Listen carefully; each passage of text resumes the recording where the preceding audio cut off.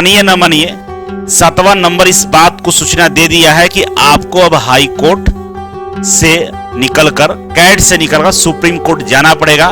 आज नहीं तो कल आपको यात्रा तय करना पड़ेगा, क्योंकि यहाँ पे हम कमजोर पड़ गए हैं। यहाँ पे हमारी बातें लगभग नहीं सुनी जाएगी, क्योंकि चीजें समझ में आ गई है। और कई सारे जो हाई कोर्ट, सुप्रीम कोर्ट के लॉयर हैं, वकील हैं, तो बातचीत हुआ है, कई सारे विद्वानों से बात करके मैं इस बात पे पहुंचा हूं कि हमें अब आगे की यात्रा तय करनी पड़ेगी। अब छात्रों, आपको भी तय करना पड़ेगा, आपको भी डिसीजन लेना पड़ेगा कि क्या मैं सुप्रीम कोर्ट जाऊं या नहीं जाऊं। दिक्कत इस बात की नहीं है कि हमें हाई कोर्ट से कैट, कैट से हाई कोर्ट जाना पड़ा। दिक्कत इस बात का है कि कोई इंसान कितना बर्दाश्त करेगा। बस इतना ही सा मतलब है कि मैं आईटीआई को दिल से जानता हूं, मेरे ब्लड में आईटीआई घूमता है, और मैं अपनी नौकरी छोड़कर, मैंने अपने सारा चीज छोड़कर आप लोगों के लिए मैं समर्पित हो चुका हूं कि 40 लाख बच्चे प्रभावित हैं। इस ग्रुप में आज तक आप लोग 50,000 नहीं हो पाए। पहले जो भी ऑर्डर हमने पास किया उस पे आपको ध्यान देने की आवश्यकता नहीं है।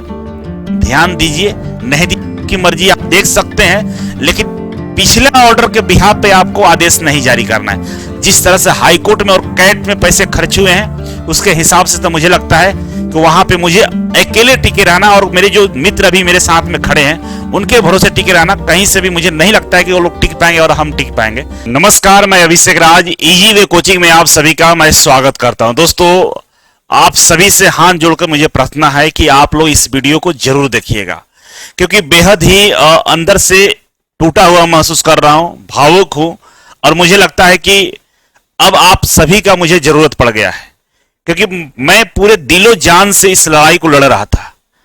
मुझे लगा कि आईटीआई के छात्रों के साथ कोई खड़ा नहीं है, और मैंने वो हिम्मत दिखाया, मैंने वो साहस दिखाया, और सभी अपने मित्रों का, जितने भी आईटीआई के शिक्षक थे, चाहे वो कोचिंग संचालक हो, चाहे आईटीआई के डायरेक्टर हो, सबके द्वार मैंने खटखाया और सबको समझाया कि भाई, पूरे देश में आईटीआई छात्रों के साथ में हमेशा से पिछले 8-10 सालों से अन्याय हो रही है, और आज भी लगातार हो रही है। लेकिन अगर हम लोग उन बच्चों को पढ़ाने का काम करते हैं, तो उन लोगों की लड़ाई भी लड़ने का हम लोग अपनी जिम्मेवारी है।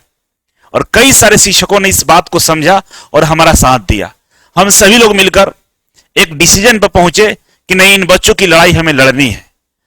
और दोस्तों, आप याद रखिएगा, उस सब चीज के बीच में एक डिसीजन ये भी हुआ था कि बच्चों से पैसा नहीं लेना है, क्योंकि बच्चे गरीब घर के हैं। बच्चों ने मेहनत के बल पे, अपने परिश्रम के बल पे, उनके घर वालों ने जिस तरह से साहस दिखाकर उनको आईटीआई कराया। कोई बच्चा लोन लेकर आईटीआई किया, कोई बच्चा भैंस बेचकर लोन आईटीआई किया। कई सारे बच्चे मेरे पास आते हैं कि सर, गांव में मजदूरी करता हूं मैं, और मैं आपके यहां पढ़ना चाहता हूं। तमाम तरह की परेशानियों के बीच में बच्चों ने आईटीआई किया है। हम लोग इनसे पैसे लेकर हम लड़ाई नहीं लड़ेंगे, उतना पैसे हम लोग लगा लेंगे और हम लोग इस लड़ाई को लड़ेंगे। अगर हम गलत होंगे तो कोर्ट से पहले ही दिन हमें बाहर कर दिया जाएगा। लेकिन दोस्तों, ये न्याय की लड़ाई में कई सारे शिक्षकों ने हमारा साथ दिया, कई सारे आईटीआई के डायरेक्टर्स, संगठन, सब लोग साथ आए, और हम लोग बेहद मजबूती के साथ इस लड़ाई को लड़ना शुरू किया। लेकिन लड़ते लड़ते एक समय गुजर चुका है, और कहते हैं ना कि किसी बड़े मुहिम को अगर आगे ले जाना होता है तो एक बहुत बड़े पब्लिक की आवश्यकता पड़ती है, सबका सपोर्ट चाहिए होता है। कुछ लोगों सपोर्ट किए, कुछ लोग नहीं किए, कुछ लोगों ने आरोप भी लगाया कि पैसे खा गए, तमाम चीजें लगी। फिर भी मैं मजबूती के साथ इस लड़ाई में आपके सामने खड़ा रहा, और आज भी हमारे कई सारे मित्र इस लड़ाई में हमारा साथ दे रहे हैं। ऐसा नहीं कि हम अकेले इस लड़ाई को लड़ रहे हैं, कई सारे मित्र हैं। लेकिन अब समय आ गया है एक फैसले पर पहुंचने का कि क्या आईटीआई की लड़ाई लड़ी जाए या छोड़ दी जाए। मैं ऐसा क्यों बोल रहा हूं, पूरे वीडियो में आपको समझ में आएगा, क्योंकि अब ऐसा मोड़ पर इस लड़ाई को पहुंचा दिया गया है जहां से आगे कुआं है और पीछे खाई है। बीच में हम खड़े इंतजार कर रहे हैं आपके सहयोग का, आपके मदद का, और आपके प्यार का, आपके सपोर्ट का। अगर आप लोग इस वक्त सपोर्ट नहीं करेंगे, खड़े नहीं होंगे, तो आप समझ लीजिए आज के बाद आपकी लड़ाई लड़ने वाला कोई खड़ा नहीं होगा, और ना ही इस तरह के मित्र आपको मिलेंगे जिस तरह से मित्र आज हमारे साथ दे रहे हैं। चाहे कोचिंग संचालक हो, चाहे आईटीआई डायरेक्टर हो, या एआईटीआई हो, सब लोग हमें सपोर्ट कर रहे हैं। लेकिन फिर मैं आप लोगों से सपोर्ट के क्यों बातें कर रहा हूं, क्योंकि कुछ शिक्षक ऐसे भी हैं जो नाराज है, वो नहीं चाहते हैं, पता ना क्या उनकी दुश्मनी है हमसे। मैं क्या कर रहा हूं यार, मैं आपकी लड़ाई तो लड़ रहा हूं, मैं क्या गलत कर दिया है? गलत तो रेलवे ने किया है ना। मैं किसी का दुश्मन नहीं हूं, न 10वीं वाले बच्चों का दुश्मन हूं, न आईटीआई वाले छात्रों का दुश्मन हूं। हाँ, एक शिक्षक होने के नाते अगर मैं आईटीआई छात्रों को पढ़ाता हूं तो उनके हर समस्या के लिए मैं लड़ता रहता हूं। यही मेरी बस एक कमजोरी समझ लीजिए कि कमजोरी है मेरा। अगर मैं किसी छात्र को, चाहे आप ही समझ लीजिए, आप एक मान लीजिए आप घर के गार्जियन हैं, आप पिताजी हैं, आपके बेटे अगर परेशान है, किसी समस्या में फंसा हुआ और आपको मालूम है कि वो समस्या बिल्कुल जायज है और उसके साथ गलती हो रही है, तो क्या आप खड़े नहीं होंगे? समाज के डर से, लोगों के डर से, लोग क्या बोलेंगे, ताने मारेंगे, क्या उनकी वजह से आप अपने बेटे के साथ खड़े नहीं होंगे? मैं भी अपने बच्चों के साथ खड़ा रहा। इसमें से अन्याय किस बात की है? हम कभी नहीं ये बोले कि 10वीं वाले बच्चों को ग्रुप डी से बाहर कर दिया जाए। मैंने ये बोला है कि आईटीआई के जहां हक रेलवे ने बोला था कि यहां पे आईटीआई लागू रहेगा, जैसे टेक्निकल डिपार्टमेंट में रेलवे ग्रुप डी के लेवल 1 के टेक्निकल डिपार्टमेंट में आईटीआई लागू रहेगा, उसी बात को मैं आज भी दोहरा रहा हूं। 10वीं वाला से मुझे कोई भी नफरत नहीं, वो भी हमारे ही बच्चे हैं। सीटों की संख्या रेलवे को चाहिए कि रेलवे सीटों की संख्या बढ़ा दे, उनको भी सीटें दे, अच्छा दे, क्या समस्या है? हम तो अभी तो क्या है कि मेरे साथ रेलवे ने, आईटीआई छात्रों के साथ रेलवे ने जिस तरह से अन्याय कर दिया है कि इनको निकालकर बाहर ही फेंक दिया है। पहले जो किया है हमारे साथ, हमारी हत्याएं हुई है, समझ लीजिए। बच्चों का सपनों पे कत्ल किया गया है। जो बच्चे 40 लाख बच्चों ने आईटीआई करके एक सपना देखा था कि हम रेलवे में नौकरी करेंगे, उनके सपनों को कुचल दिया गया है। अरे भाई, हमको बाहर कर दिया गया, हम अंदर आने का तो प्रयास करेंगे, तब तो हम सीटों बढ़ाने की मांग करेंगे। हम सीट बढ़ा के करेंगे क्या? हम तो आपके साथ खड़े हैं कि आप सीट बढ़ाने की डिमांड करिए, हम आपके साथ खड़े हैं, हम आपका साथ दिए भी हैं और देते भी रहते हैं। सीट बढ़ाया जाए भाई। लेकिन हमारा जो निजी समस्या है, जो आईटीआई छात्रों के साथ समस्या है कि उनको बाहर कर दिया गया घर से, घर में घुसने का तो प्रयास करें, उनको क्वालिफिकेशन को तो मान्यता दिया जाए। हम उसकी लड़ाई लड़ रहे हैं, हम सीटों की लड़ाई थोड़े लड़ रहे हैं। हमारा जो अधिकार है उससे वंचित कर दिया गया, उसकी लड़ाई लड़ रहे हैं। तो हम लोगों ने कोर्ट का रुख किया, कैट में गए, और कैट में गए तो कैट में हमारा फैसला नहीं हो पा रहा था, हम हाई कोर्ट गए। हाई कोर्ट ने हमें दोबारा कैट में भेज दिया और कैट हमें दोबारा हाई कोर्ट भेजा, और हाई कोर्ट में लग रहा था कि न्याय मिलने वाला है, कुछ डिसीजन आने वाला है। लेकिन हाई कोर्ट 2 महीना 3 महीना टालने के बाद फिर बोल दिया कि आप जाइए, कैट में जाइए। यहां तक तो सब चीज सहा, बर्दाश्त किया कि चलो कोई बात नहीं, एक आखिरी बार कैट में भी चला जाए, क्या दिक्कत है? दोस्तों, दिक्कत इस बात की नहीं है कि हमें हाई कोर्ट से कैट, कैट से हाई कोर्ट जाना पड़ रहा है। दिक्कत इस बात का है कि कोई इंसान कितना बर्दाश्त करेगा। मैं दिल्ली 2 बार यात्रा कर चुका हूं। पिछले 1 साल से पूरी रेलवे की क्लास मेरा एकदम बिल्कुल खत्म हो चुकी है। एक भी कोर्स मैं कभी भी, आप देखिएगा, अभी आप इस साल के रेलवे का आप कोर्स देख लीजिए, मैं नहीं कभी प्रचार किया हूं। मेरा कोचिंग बहुत बड़ा नहीं है, मैं आईटीआई के फील्ड वाले बच्चों को पढ़ाता हूं। मैं एसएससी, शिक्षक, बिहार पुलिस, दरोगा, तमाम किसी भी तरह का कोई कोर्स मेरे यहां नहीं चलता है। इजी वे कोचिंग का मतलब है आईटीआई छात्रों के लिए कोचिंग बनाई गई है। तो मेरे पास इतने पैसे नहीं है। जो बड़े बड़े धन कुबेर आपको दिखते होंगे, जो पैसे के बल पे मीडिया में हर जगह छा जाते हैं, अपना फोटो छपवा देते हैं, वैसी मेरी औकात तो नहीं है। और पिछले 1-1.5 सालों से सारा कोर्स बंद चल रहा है। रेलवे जो एक बढ़िया भर्ती आती है जहां पर मेरे ज्यादा संख्या में बच्चे होते हैं, लेकिन क्या हुआ, हमने मतलब टाइम ही नहीं मिला कि हम कोर्स को बच्चों के साथ पढ़ा पाए। ईमानदारी से बता रहा हूं। और पैसा का, आय का स्रोत क्या है मेरा? वही कोचिंग संस्थान है। सरकार के टैक्स, स्टाफ है, टीचर्स हैं, जितने भी खर्चेस हैं, सब कटने के बाद जो बचता वही तो पैसा है, जो आपकी लड़ाई और तमाम खर्चों में भी खत्म हो रहे हैं। मैंने कभी भी 99 रुपए का, 200 रुपए का ऑफर कोर्स नहीं लाया। हाँ, एक बार मैंने कोर्स जरूर लाया था रेलवे ग्रुप डी का, वो 5 रुपए में लाया था। और 5 रुपए वो मेरा नहीं था, प्लेटफॉर्म चार्ज था, जो एप्लीकेशन वाले ने बोला था कि 5 रुपए से कम प्राइस आप नहीं कर सकते हैं। और वो सारे पैसे ले गए। जो हमारे एप्लीकेशन है जिसपे हम पढ़ाते हैं, इजी वे ग्लोबल जो एप्लीकेशन जो कंपनी हमें दी है, वो बोला कि आप 5 रुपए से कम नहीं कर सकते और 5 रुपए हम पूरे रख लेंगे। रख लिया कंपनी ने। लगभग 40-50 हजार बच्चों ने ज्वाइन किया था। ईमानदारी से बता रहा हूं, 1 रुपए मेरी जेब में नहीं आए थे। और आज भी उन बच्चों को मैं पढ़ा रहा हूं। ऐसा नहीं कि वो फ्री का क्लास था तो मैंने ही खत्म कर दिया, नहीं। आज भी उसमें मैथ, रीजनिंग और जीके, जीएस, करंट अफेयर सारे क्लासेस चलाए जा रहे हैं। तो मेरे पास कोई नोट छापने की मशीन नहीं है, फिर भी लोगों से हाथ जोड़कर विनती करके कई सारे आईटीआई के डायरेक्टर्स, आईटीआई कॉलेज के लोग, कई संगठन के लोग, कई सारे हमारे मित्र, शिक्षक लोग, तमाम लोगों ने सहयोग किया। और मैं ईमानदारी से बोल रहा हूं कि उन सहयोगों से हाई कोर्ट में जितनी बार हायरिंग की गई है ना, कैट में हायरिंग की गई, उस सहयोग से उतने बार लड़ाई नहीं लड़ी जा सकती थी। लेकिन मैंने हिम्मत नहीं हारा, किसी भी तरीके से फंडिंग तो आई, मैंने खुद प्रयास किया, बहुत सारी चीजें हुई है। हर चीज को वीडियो में एक्सप्लेन करना थोड़ा मुश्किल है, लेकिन समझ लीजिए कि मैंने अपनी इच्छाओं को मार मार के, अपने हर सपने को तोड़ तोड़ के हमने आपका सपना बना लिया कि नहीं, बच्चों का सपना ही मेरा सपना है। आज आईटीआई के बच्चे जीतेंगे, हर एक गरीब के घरों में सरकारी नौकरी हो जाएगा। जितने भी बच्चे आईटीआई की फाइटिंग तो उन्हीं के बीच में होगा, उन्हीं के बीच में कंपटीशन होगा, उन बच्चों को नौकरी मिल जाएगा। हम आपके लिए कुर्बान हो गए। नतीजा ये रहा कि कई सारे लोग हमें दुश्मन बना के बैठ गए। बच्चे गालियां देते हैं। एक बार गाली देने से पहले अपने दिल पर हाथ धर के सोचना कि 2018 से जब रेलवे ने बोला था और बार बार नोटिस जारी किया था, उन बच्चों ने आईटीआई करके कौन सा गुनाह कर लिया? उन बच्चों को 30-35 हजार रुपए लगे, वो कौन सा गुनाह किया है? वो बच्चे अपने हक की लड़ाई बढ़े कि आपने ही बोला था और फिर मुझे बाहर क्यों किया, ये कौन सा बच्चे गलत बोल रहे हैं? और उनकी लड़ाई अगर लड़ी जा रही थी, इसमें गलत क्या है? लेकिन अब हिम्मत टूटता जा रहा है। क्यों? क्योंकि हमारे ही बच्चे हमारे साथ नहीं है। आप लोगों को मतलब ही नहीं है। आप तो किसी के भरोसे बैठे हुए हैं। आप लोग ना, आप लोगों को सपोर्ट करना है, ना आपको, आप लोगों को लोगों को जोड़ना है, ना लोगों को जागरूक करना है। 18 में कोई आवाज उठाया था आपके लिए? सारे शिक्षक थे, सारे लोग थे इस देश पे, इस धरती में थे, पढ़ा रहे थे। लेकिन 1 लाख सीटें आईटीआई छात्रों के लिए निकाली गई थी और आपको वहां से हटा दिया गया था।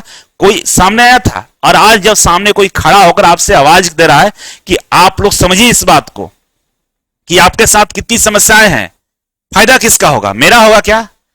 मेरे यहां मैथ, रीजनिंग नहीं पढ़ाया जाता है क्या? साइंस नहीं पढ़ाई जाती है? सारे क्लासेस चलते हैं और टॉप लेवल के टीचर हैं। आप कभी मुकाबला करा लेना, देख लेना लेक्चर। तो आईटीआई लागू नहीं भी होगा तो हम उस कई गुना ज्यादा पैसे कमा सकते हैं। अगर मुझे पैसा कमाना होगा तो और फायदे की बात है भाई। 1 करोड़ 10 लाख फॉर्म भरा गया है। मैं पढ़ाऊंगा, बेचूंगा, कोर्स बिक जाएगा, क्या दिक्कत है? क्या मतलब है आपसे? हमें बस इतना ही सा मतलब है कि मैं आईटीआई को दिल से जानता हूं। मेरे ब्लड में आईटीआई घूमता है और मैं अपनी नौकरी छोड़कर, मैंने अपने सारा चीज छोड़कर आप लोगों के लिए मैं समर्पित हो चुका हूं। और आप लोग मजाक बनाकर रख दिए हैं। अगर थोड़ा सा भी आपके अंदर में जमीर बचा है तो इस बात को समझिए कि आपकी लड़ाई कोई और नहीं लड़ सकता है आपके अलावा, और आपको खड़ा होना पड़ेगा।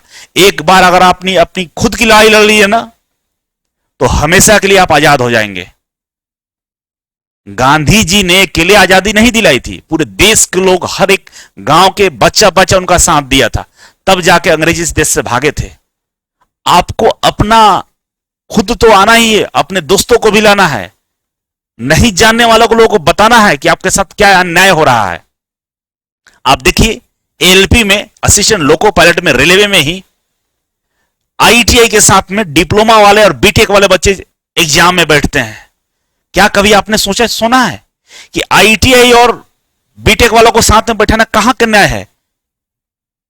एक कह सकते हैं, एग्जाम्पल के लिए मैं बताऊं कि एक छोटे से जानवर को हाथी के सामने खड़ा कर दीजिए, है ना, बकरी को हाथी के साथ बैठा दिया जाए, कहां का न्याय है भाई? टेक्नीशियन में ट्रेड से आपका क्वेश्चन ही नहीं पूछता है। आप इसरो, डीआरडीओ, बार्क, मेट्रो, बिजली विभाग का तैयारी करते हैं और आप जाते हैं एग्जाम देने, वहां से आपसे टेक्निकल प्रश्न ही नहीं पूछता है। और ग्रुप डी का हाल देख ही रहे हैं आप। तो आप समझिए इस बात को, कितना परेशानी है। हर साल भर्ती निकाले जा रहा है, हर साल आपके हाथों से निकलता जा रहा है।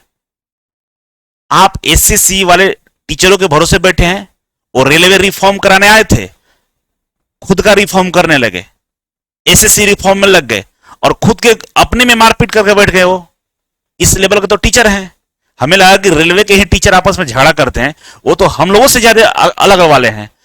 फाइटिंग कर लिए, पूरी तरीके से लड़ लिए और लड़ रहे हैं, गाली गलौज कर रहे हैं। क्या रेलवे रिफॉर्म कराएंगे? एसएससी रिफॉर्म में उनकी हालत खराब हो गई। झूठ साझ बोलना, ऊपर से आज तक मैंने बनियागिरी नहीं किया है। मैंने आगे ग्रुप डी के मामले में आगे कोर्स मैं नहीं बेचा हूं। रेलवे के प्रचार करते मैंने कोर्स नहीं ला दिया है। देखिए 99 रुपए में कोर्स लाया गया, ले लो भाई ले लो। मतलब कुल मिलाकर प्लानिंग यही था कोर्स बिक जाए मेरा। और मैं किसी को टारगेट नहीं कर रहा हूं, लेकिन कई कई यही हो रहा है ना। अब देखिए कोर्स बेचा जा रहा है। ये तो मैं भी कर सकता हूं, लेकिन नहीं, मेरा ईमान और जमीर ये नहीं बोलता है। मुझे बहुत बड़ा सपना नहीं अरबपति बनने का, आपके सेवा करना, आपके लिए लड़ाई लड़ना, इसी के लिए मैं खड़ा हूं। अगर आप नहीं समझेंगे इस बात को तो मान के चलिएगा कि आपकी लड़ाई ये आखिरी लड़ाई लड़ी जा रही है। अगर मैं हार गया, मैं थक गया और मैं यहां से मेरा मोह माया भंग हुआ, तो फिर समझ लीजिए कि आपके लिए कोई खड़ा होने नहीं आएगा। क्योंकि आप गरीब थे, आप दूध में गिरे हुए उस मक्खी के समान जिसको निकालकर हमेशा फेंक दिया जाता है, और ऐसे आप फेंके जाएंगे। आप अपने लिए नहीं, आने वाले भविष्य के लिए लड़िए, नहीं तो मैं अकेला कब तक किसको समझाता रहूंगा। तो आप समझ लीजिए आप क्या करने जा रहे हैं। आइए, ये जो ऑर्डर आया हुआ है, ऑर्डर क्यों चिंताजनक है, इस पे हम विचार करने के लिए आपको वीडियो बना रहे हैं। आप देखिए यहां पे सबसे पहली बात देखिए, कितनी दुख की बात है कि 40 लाख बच्चे प्रभावित हैं। इस ग्रुप में आज तक आप लोग 50,000 नहीं हो पाए। 1 लाख तो बातें छोड़ दीजिए। और मैं हर वीडियो में बोलता हूं कि लिंक डिस्क्रिप्शन बॉक्स में आप जुड़िए। इस ग्रुप को जितना मजबूत करिएगा ना, उतना हमारे विरोधियों को, हमारे दुश्मनों को हवा निकलेगी, फटेगी उनकी। क्योंकि ये ग्रुप इस बात का प्रतीक है कि कितने बच्चे इस लड़ाई, मात्र 50,000 बच्चे हैं जो प्रभावित है। तो कहिए कल के कल हम छोड़ देते। 10 लाख लोगों ने फॉर्म भरा है, और उसमें से नहीं भी होगा तो कम से कम 15-20 लाख बच्चे, 30 लाख बच्चे आईटीआई के होंगे। इतने से कम तो नहीं होंगे।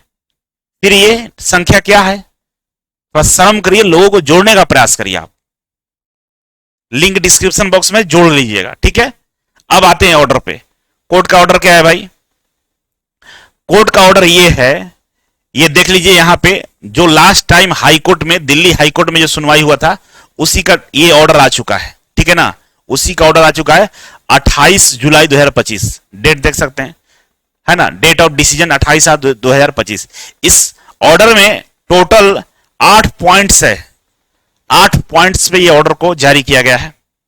ये ऑर्डर हमारे लिए काफी चिंताजनक क्यों है, इस बात को मैं बताने जा रहा हूं। देखिए ऑर्डर में कई सारी चीजें लिखी गई है, जिसको मैं शॉर्ट में, जो मेन पॉइंट है मैं उसी को आपको बताऊंगा, ठीक है। सबसे पहला पॉइंट ये है कि इस ऑर्डर में जो स्टे था उसको कंटिन्यू रखा गया है। आप यहां देखेंगे तो लिखा है कि यहां पर देखिए, council for the responded that no recruitment would be made till the next date of the hearing, the said interim order has be continued. जो हाईकोर्ट ने ऑर्डर दिया था, स्टे ऑर्डर दिया था पिछला हायरिंग में, उसी को कंटिन्यू कर दिया गया, ऐसा लिखा गया, ठीक है। जब तक सुनवाई पूरी नहीं होती उस तब तक ये स्टे रहेगा, ऐसा हाईकोर्ट ने इसको कंटिन्यू रखा है। दूसरा पॉइंट पर हम आते हैं। इसके बाद इसमें जिक्र किया गया है कई सारे पिछले मुद्दे को, ठीक है, तीसरे नंबर पर। चौथे नंबर पर बोला गया है कि भाई इस चीज को जितना जल्दी हो सके इसको कंटिन्यू करके खत्म करना है। और 5वां नंबर आया है, और 5वें नंबर पर बताया गया है कोर्ट की तरफ से कि 18 अगस्त 2025 से पहले, 18 अगस्त 2025 से पहले सभी लोगों को कैट में जाकर इसको फाइल करना है। दोनों पक्षों को बोल दिया है कि 18 अगस्त से पहले आप लोग कैट जाकर अपनी सुनवाई को कंटिन्यू करेंगे, ठीक है ना। अब 18 को मान लेके चलिएगा, हम 18 को चले भी जाते हैं, 18 को हम लोग पहुंचेंगे कैट में, ये कोई गलत नहीं है, ये तो सब सही है, यहां तक सब सही है। इसके बाद हम आगे बढ़ते हैं। तो सबसे इंपॉर्टेंट चीज ये है हमारा 7वां नंबर वाला, और इसमें लिख दिया है कि we make it clear that OA shall be determined on its own merit. यही लाइन सबसे ज्यादा चिंताजनक है। इस लाइन का मीनिंग ये होता है कि जो पिछला सुनवाई हुआ है, चाहे कैट में हुआ हो चाहे हाई कोर्ट में हुआ, मुख्य रूप से हाई कोर्ट में हो रहा है। हाई कोर्ट में जितनी भी सुनवाई की गई है उसमें जो भी आदेश पारित किया गया है, चाहे स्टे ऑर्डर का आदेश पारित किया गया हो, चाहे हाई कोर्ट ने यह बोला है कि भाई आपने गलती किया है, आपने जो नोटिफिकेशन जारी किया है उसके बाद बदलाव किया है, यह हाई कोर्ट मान चुका था। इन तमाम चीजों को हाई कोर्ट ने बोला है कि आप, कैट को बोला है कि आप अपने विवेक और अपने मेरिट के आधार पर फैसला करना है। पिछला फैसले को आप उसके remaining influenced by any order passed by the court, this court in the present writ petition, बोला है कि पहले जो भी ऑर्डर हमने पास किया उस पर आपको ध्यान देने की आवश्यकता नहीं है, ध्यान दीजिए, नहीं दी की मर्जी आप देख सकते हैं, लेकिन पिछला ऑर्डर के बिहाफ पे आपको आदेश नहीं जारी करना है। आप अपने मेरिट पे, आप अपने बुद्धि विवेक से इस मसले को देखिए, आप इसका निर्णय कीजिए, डिसीजन दीजिए। तो सवाल ये आता है कि फिर तो हम कैट में क्या दबाव बनाएंगे, क्या ही बोलेगा हम कैट में। मतलब इतना दिन का जो मेरा मेहनत था, जो पैसे थे, जो समय था, सब बर्बाद हो गया। आप तो फिर लाकर वहीं खड़ा कर दिया जहां हम खड़े थे, जहां से हमने चलना प्रारंभ किया था वहीं पर खड़े हो गए। पैसा गया, समय गया, हिम्मत गई, सब कुछ खत्म हो गया। आप ये बोल दिए कि आप फिर से सुनवाई करिए। क्या फिर से सुनवाई किया जाए? मतलब बच्चों का करियर का सवाल है, इनके अपने न्याय की लड़ाई लड़ रहे हैं, गरीब बच्चे हैं, और ये क्या हो गया? अब जब कैट शुरू से सुनवाई करेगा तो कैट के बारे में मैं आपको थोड़ा सा बताता हूं। कैट एक ऐसा संस्था है, एक कोर्ट टाइप का है, न्यायपालिका है, जो सरकार और एम्प्लॉय के बीच में जो भी डिस्ट्रीब्यूट होते हैं, जो भी चीजें प्रॉब्लम होती है, उनकी सुनवाई करता है। तो सरकार और पब्लिक के बीच में, और कैट का ज्यादातर जो फैसला होता है सरकार के पक्ष में होता है। क्यों? इसके पीछे कई सारे कारण है, क्योंकि सरकार का एक अपना नियम कानून बायलॉज है, तो सरकार अपना जो भी परिवर्तन करती है अपने बायलॉज के अकॉर्डिंग करती है। तो सरकार थोड़ा ना कहीं इस पे भारी पड़ता है, सरकार हमेशा। तो यहां पे जो सुनवाई होती है ना, सरकार के पक्ष को ध्यान में रखते हुए सुनवाई की जाती है।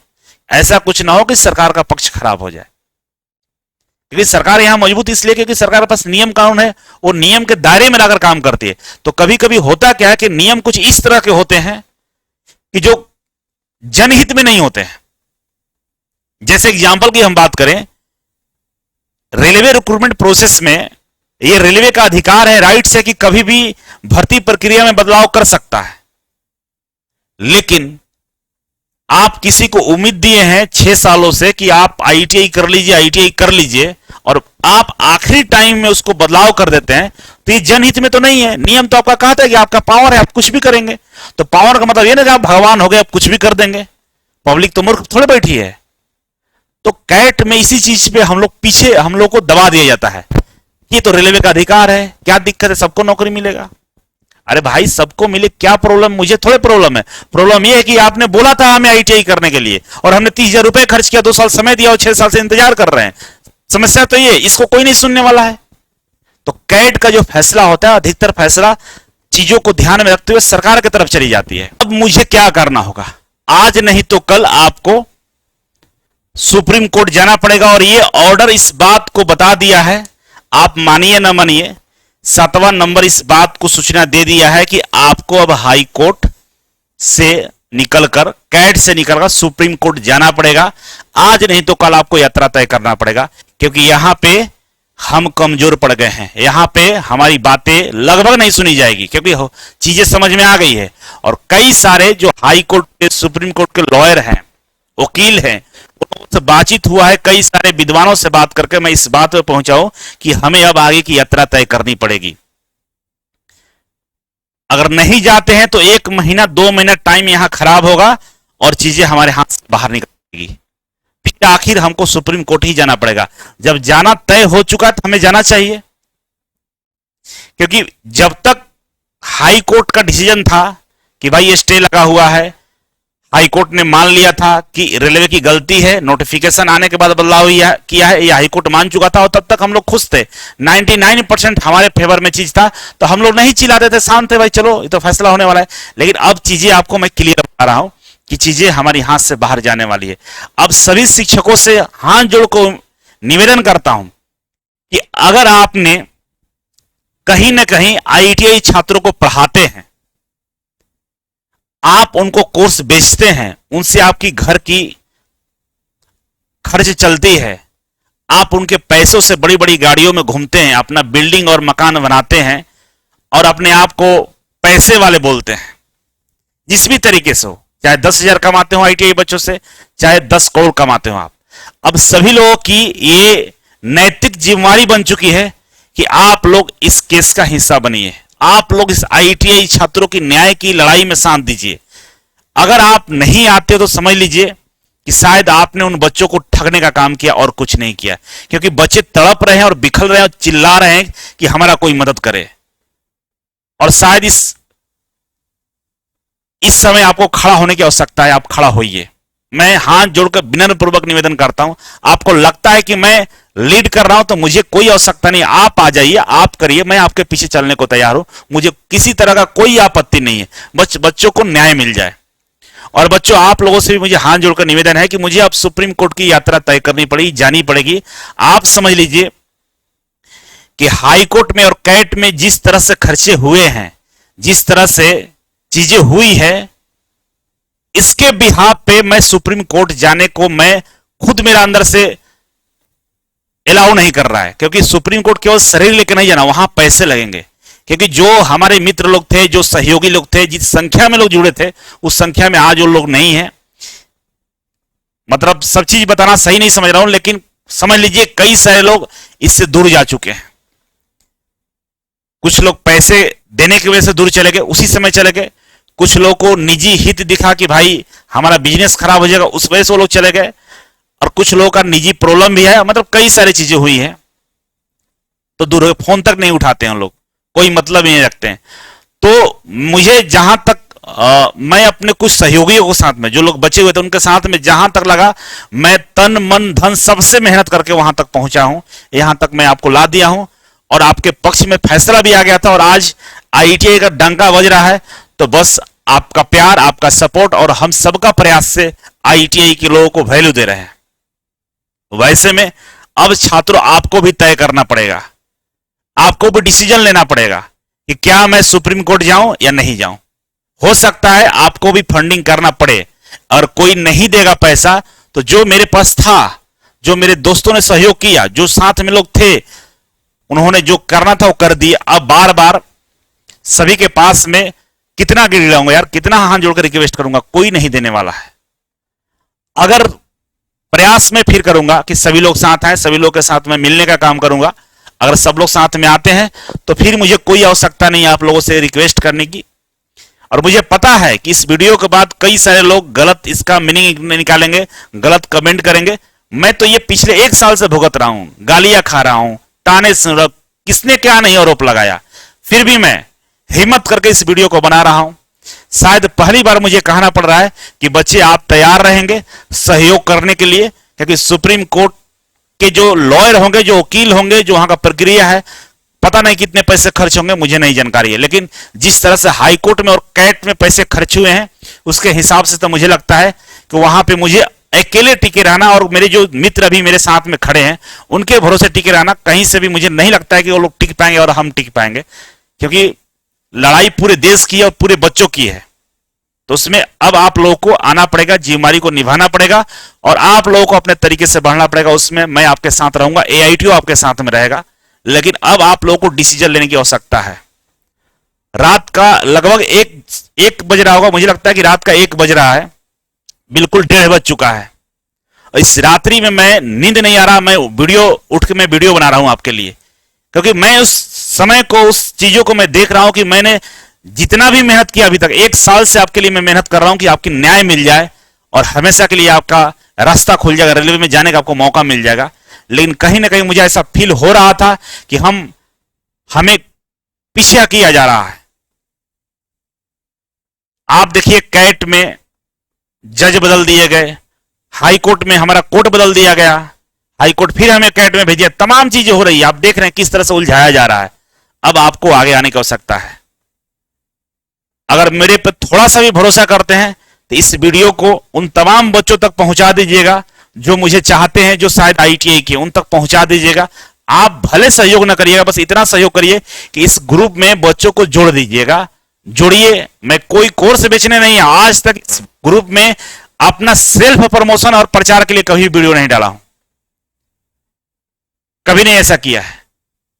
केवल और केवल आप लोगों को जोड़ने का प्रयास कर रहा हूं कि आप लोग समझिए, कोई आपको लूटने का काम कर रहा है, कोई आपको बर्बाद करके बैठा हुआ है और उस बर्बादी का हिसाब लेने का टाइम आ गया है। तो मुझे लगता है कि आप लोग इस बात को समझेंगे और आपके कमेंट का और आपके प्यार का इंतजार रहेगा। और मुझे लगता है कि मैं जो बात बोला हूं उसको आप समझे होंगे और जरूर आप लोग आएंगे। बहुत बहुत धन्यवाद, thank you so much, love you सबको और गुड नाइट, शुभ रात्रि।